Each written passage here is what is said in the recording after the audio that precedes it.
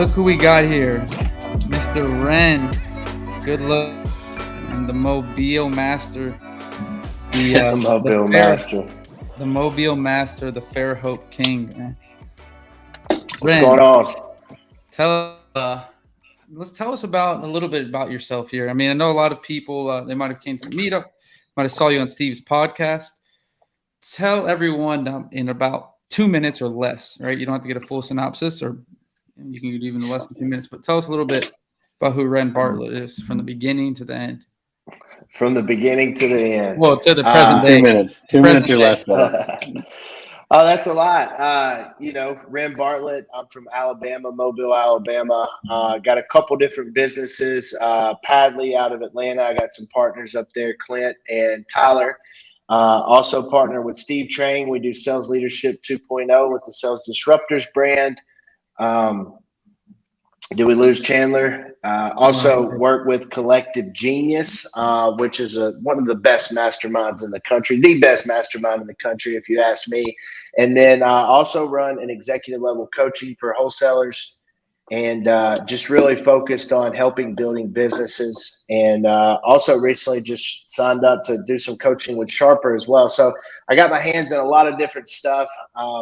Previously exited a wholesale company that we built up over 5 years, pretty large, probably in 5 or 6 different states, 9 different offices, well over 1,000 deals a year. And so, rebuilding that currently, and just ready to get on this podcast and have some fun with my 2 favorite people from Atlanta. Be careful saying Saying that. a lot. I know. You don't want anyone to hear that. You don't want the wrong person hearing that. It's only on this podcast. The next one, it's That's his right. other favorite 2 people. Mm-hmm. That's right. Like it though. We take the back seat, though. So Rhen, tell us a little bit about what you are doing right now, about what you guys are starting up in Atlanta, and just kind of like a little bit about y'all's team you have. Yeah, so got my partners up there, Clint and Tyler. Started with them probably August, and we've been able to do some really amazing things in a short period of time. We're just building a wholesale operation. They had a model which was not very focused on. They were doing really well before the correction, before the funds started drying up, and they were predominantly selling to hedge funds. And so once we figured out that, hey, the hedge funds had cut things off, we had to make a shift. We had to start building our buyers list. We had to begin to implement EOS, and we had to really, we went through a big transition. We got Salesforce and, hired a bunch of sales reps, building out a disposition department, started working on that buyers list. And we have been really fortunate to get some amazing talent on the team.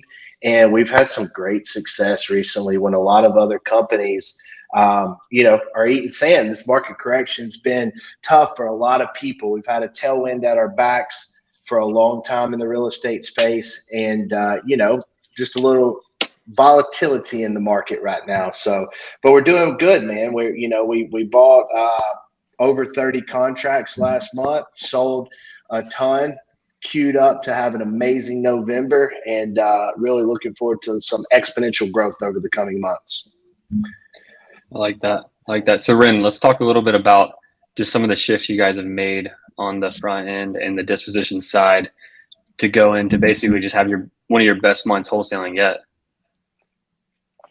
Yeah, so some of the shifts that we made, I mean, we made a lot of shifts. We've really focused on dialing in our marketing efforts and talking to the right people, getting them on the phone at the right time and giving them the right offer, letting them know that we have all the tools in our toolbox to help them exit the property quickly, efficiently, and effectively while maximizing the equity that they have inside of their home. We got marketing very dialed in. We partnered up with a new data aggregator and really hammered down some costs there. We renegotiated things with vendors. With this market correction, we had to take a look at our expenses. We had to get our financial forecasting and budget models really dialed in. We had to understand what are the different percentages of revenue that is sucked up by each bucket. We had to make sure that we're building for profitability during a time like this. And so with that, just taking a look at every division and trying to maximize the throughput so we can get the output that we're looking for. So marketing, we dialed in, renegotiated vendors. Lead management, we began to formalize the structure. Formerly, they only had Padley only had one lead manager. We built that team up there, and so we're training and hiring and teaching people how to be effective lead managers. And then we're staffed up big time on the acquisition side, really focusing on a lean and mean process where we can close every closable deal. We've had to change our talk tracks to sellers and let them know that, hey, we're not buying this house. So we're very transparent and telling them that we are going to wholesale this property. Here's how we're going to do it. On the investment sales or the disposition side, we've had to get extremely aggressive in building our buyers list and making sure that we're putting the right deals in front of the right people, selling the sizzle, selling the opportunity, showing them that, hey, even though this market is extremely volatile at this time, there is still massive opportunity to continue to build your investment business, to continue to build your investment portfolio and allow you to reach the goals that you have from an investing standpoint. So getting just hyper focused, hyper intentional, and knowing that we have to survive through this market correction so we can come out the other side and thrive. All right, I like that. That's a big answer there, but that's what we like to hear here on the podcast. So, Rhen, tell us a little bit more though before we go into details about where you guys are shooting for now. Tell us a little bit more, because I think a lot of people watching this, or they're going to watch the situation, which they might not have done yet in terms of cutting those expenses. And so, what was something that you really were looking at? I mean, when you're looking at expenses, I mean, I know probably already know the answer, but for the listeners, just so they can hear it. What are you doing and how are you identifying this as an expense that you want to cut? Right? Because people are hard to replace, especially during this time. So where are you starting first? Are you starting with marketing? Or are you starting, where are you looking to cut these expenses first? So I really think that you have to have your books clean and you have to have forecasting budgets and models in place so you can see, hey, if I'm spending this cash allocation here, what type of return on investment is it getting me out the other side? And first we go and we immediately look at where are we wasting money? Mm-hmm. Where are our luxury expenses? Where are we just blowing money? A common theme that I see inside of so many people that I coach, and especially at wholesale, is it's dues and subscriptions, right? We sign up for this trial with FormStack or WiseHire or Asana, and we come back and we look and we haven't logged into that platform in 6 months. It was a free trial. We tried it. We didn't like it, but boom, we're still getting popped for $99.99 a month, right? Yeah. Or there's still $25.99 every month. So we go and look, hey, an audit, it's just a full out expense audit. And then we have to also say, hey, we have some people on our team that existed in the previous model, but their position's not really going to exist anymore. And so, there's some staffing rearrangements that have to be done. Can we use this person in other areas to drive revenue in which their current position is no longer, we're not leveraging that to drive revenue anymore. The one thing we're not cutting is marketing. I can promise you that, right? We're a sales and marketing company. So we got to be heavy on marketing and we have to be heavy on our sales staff. Now, that doesn't mean that we won't reallocate the marketing spend. Yeah. For example, we chose to back off of television for a time being. It's a political season.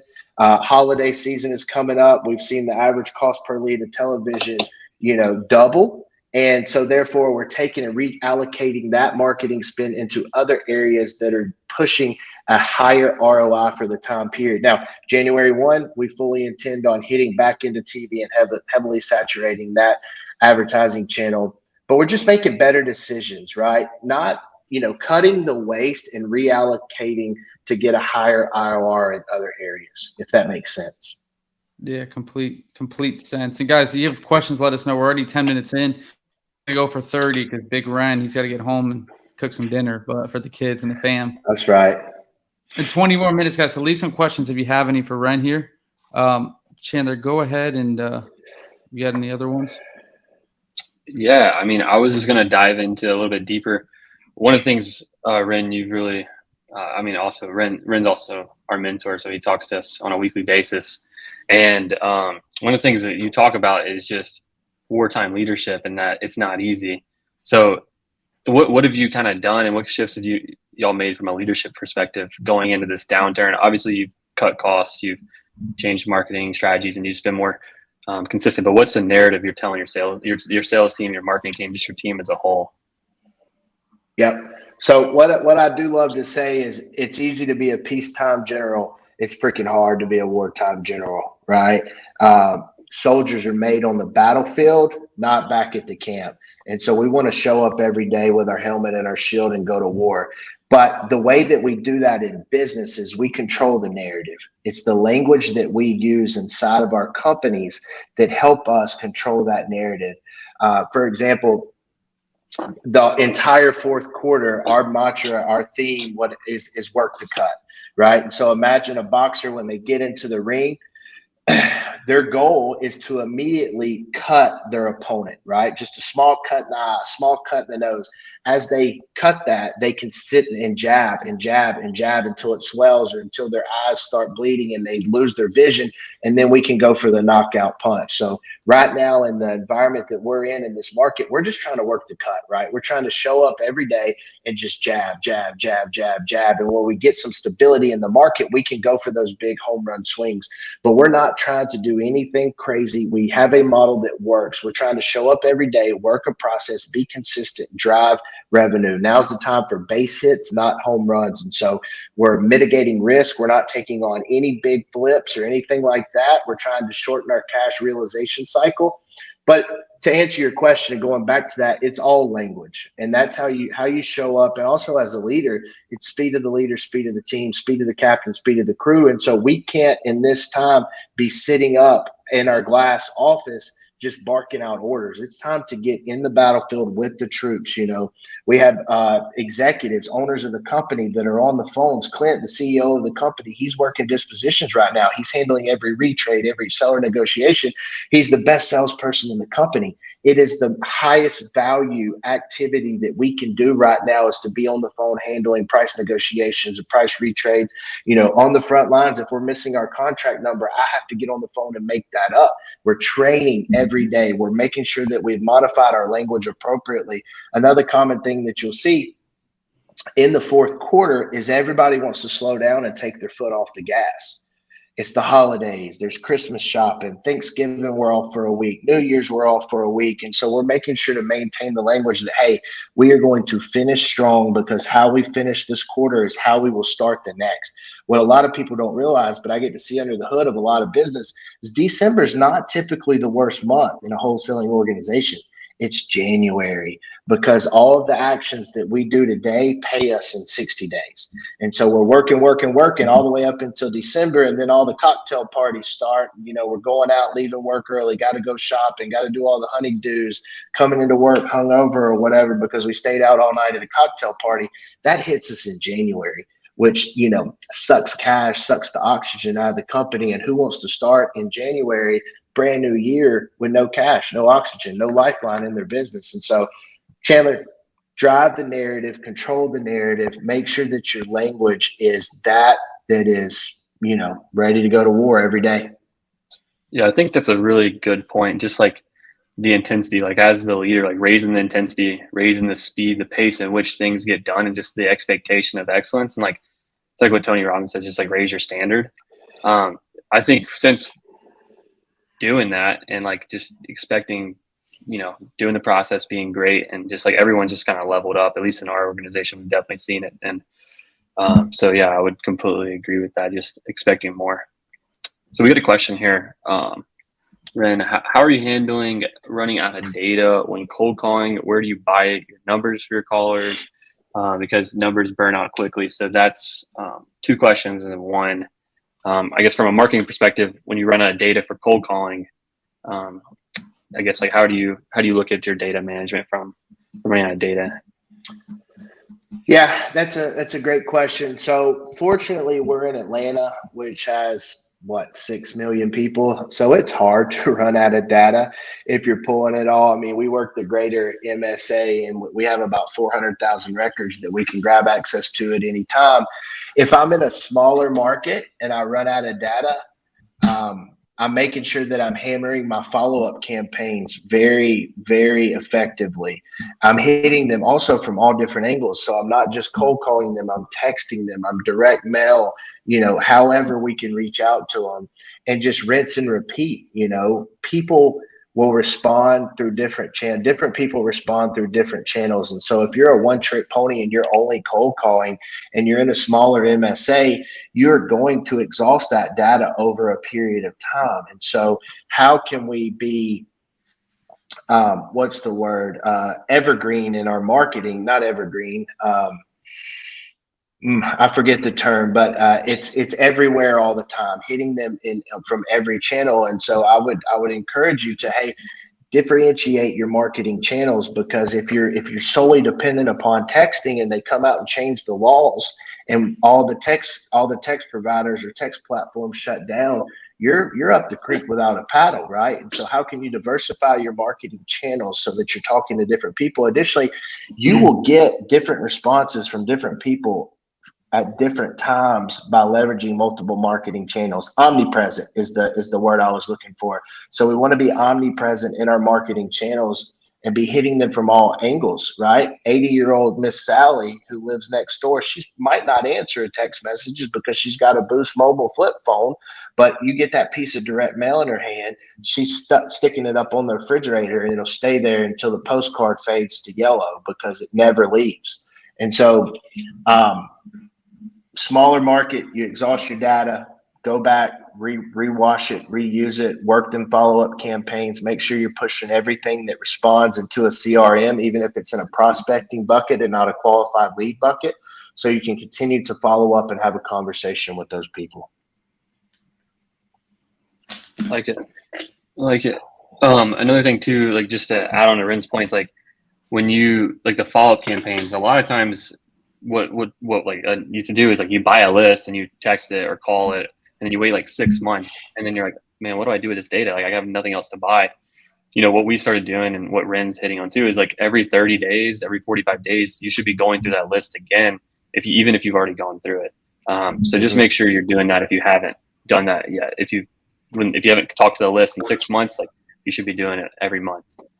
Even some people are doing it like 9 times a day. So yeah, I got one more thing. One just to nail down on the coffin here.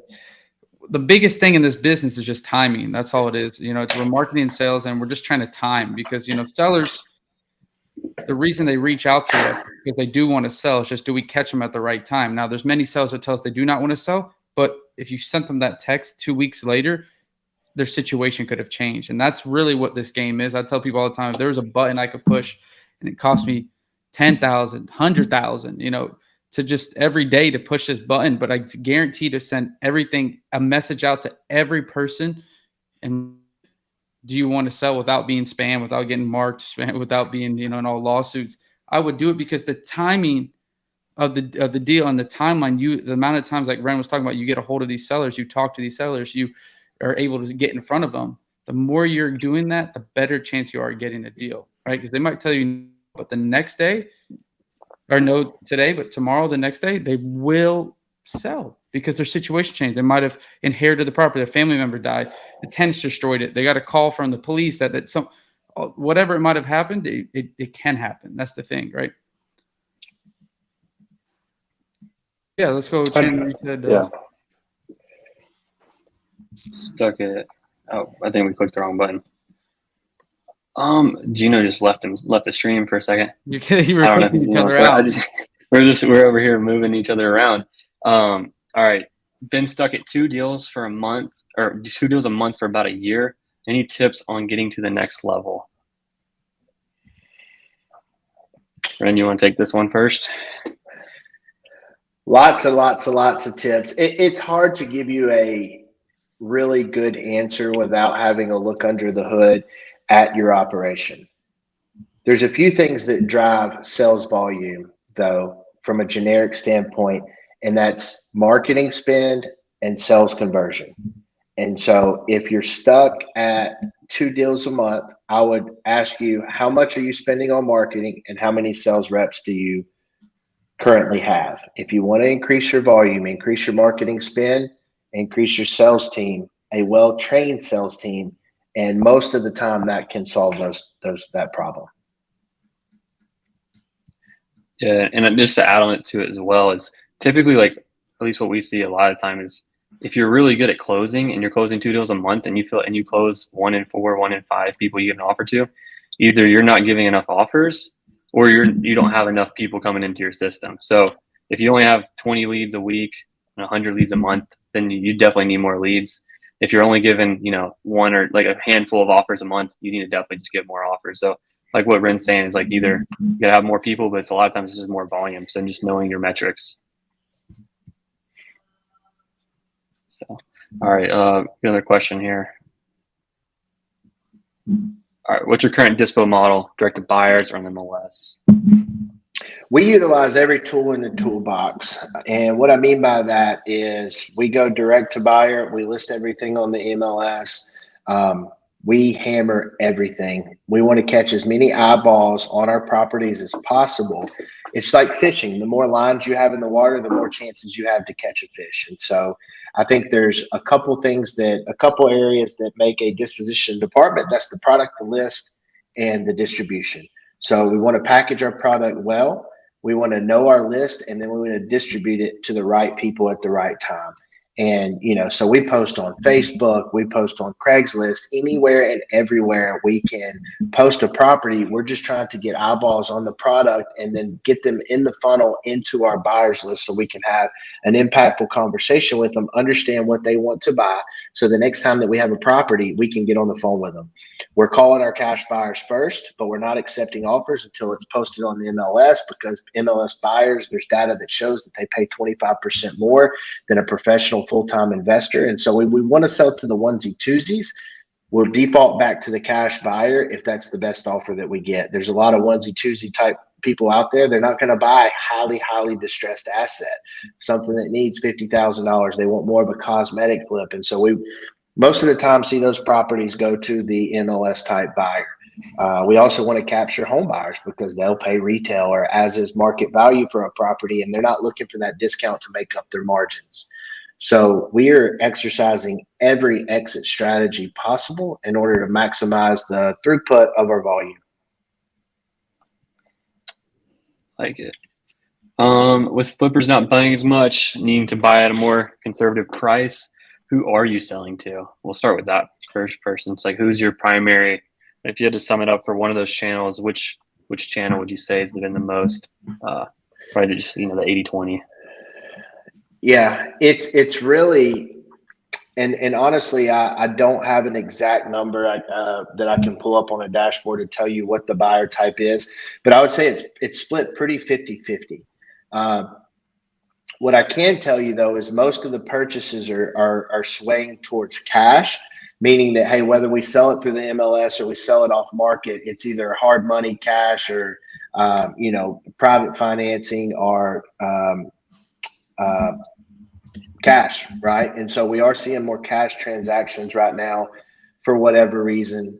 The buying power of the average home buyer has compressed. It's getting sucked out with higher interest rates. And so what we're seeing is not as many retail type transactions. Loan applications are at a low right now. Not as many people are buying. They're sitting on the sidelines, waiting to see if interest rates normalize, if they're going to be able to get a better deal. Chandler's teaching amazing things right now, really dialed in on what do you call it? Mortgage buy down and things like that. You should do an entire episode on that, Chandler, how to buy your interest rate down. But we're seeing 50-50. We're still transacting with conventional buyers, FHA, but they're wanting a better product. They have the ability to be more picky. They're not putting out an offer and getting overbid by 10 or 15 other offers anymore like they were back in February, March, April, May. So, we're having to sell at a deeper discount, still trading houses, but not, our average profit per deal has compressed over the past 180 days, 90 days. And so we're not able to get as fat of spreads as we were back before this little market turn, but people are still buying houses. And I think they're going to continue to buy houses, but I think that they're going to have a lot more selection. And so what that means for us is if we are selling a novation type house or a retail type house, that we're going to have to be the best value on the market, or they may not choose our property.